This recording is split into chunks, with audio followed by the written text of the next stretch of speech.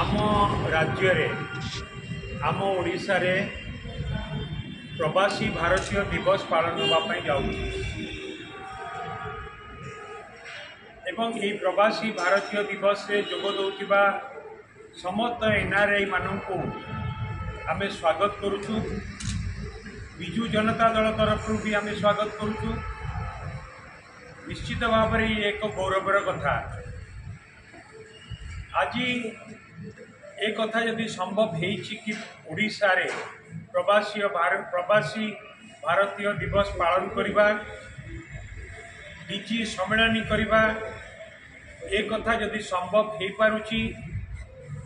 एवं ओडिशा समग्र भारत वर्ष रे गोटे आकर्षणीय केंद्र बिंदु साजिची एवं भारत ओडिशा रे सबु भित्तिभूमि रही जो कि एक कार्यक्रम संभव हो पारुची। सेथिपाई आमे ए भित्तिभूमि को जे सृष्टि करचंदी किए ओडिशा को भारत वर्ष रे एक आकर्षणीय केंद्र बिंदु रे परिणत करचंदी से आउ केई नुहंती से आम समस्तंकर प्रिय नेता श्री नवीन पट्टनायक तांकर उद्यम तांकर पाई आज से भित्तिभूमि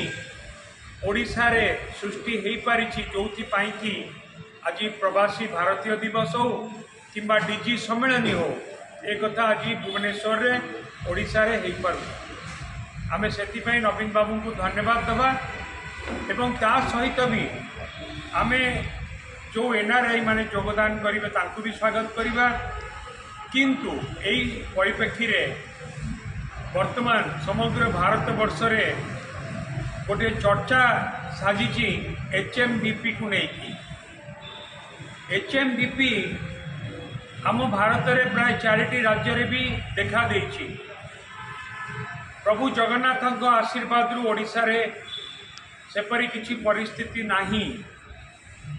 किंतु आपण माने जानी रखिबा दरकार कि चाइना रे जेतेबेले हजार लोकों को ए रोग आक्रांत करुथिला ता देरु प्राय 25 to 30% प्राय 250 रु 300 लोक मध्य मृत्युवरण करुथिले। जेतेबेले भारत रु बाहरु अन्य देशरू लोक मैंने आसुचंती सेतेबेले आमे समस्ते सतर्कता अवलंबन करिया दरकार सजग रहिबा दरकार एवं ओडिशा रे एक कथा को नहीं कि सेपरी कौन परिस्थिति सृष्टि न हो तापाई मध्य आमे पदक्षेप नवा दरकार प्रिकॉशनरी मेजर नवा दरकार एवं आज केंद्र सरकार मध्य एचएमडीपी उपरे अवगत अछंती। कर्नाटक रे आज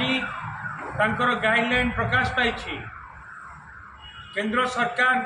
मध्य ए संपर्क रे गाइडलाइन प्रकाश करिकी मास्क यूज करिबा सैनिटाइजर यूज करिबा दूरता अवलंबन करिबा संपर्क रे मध्य कथा को रखिचंती एवं मु राज्य सरकार को अनुरोध करी ताठू आउरी गोटे पाद जाइकी सतर्कता अवलंबन करंतु प्रिकॉशनरी मेजर नियंतु जा फल कि ओडिशा रे जेपरी कौन असुविधा ओडिशावासी न हुए।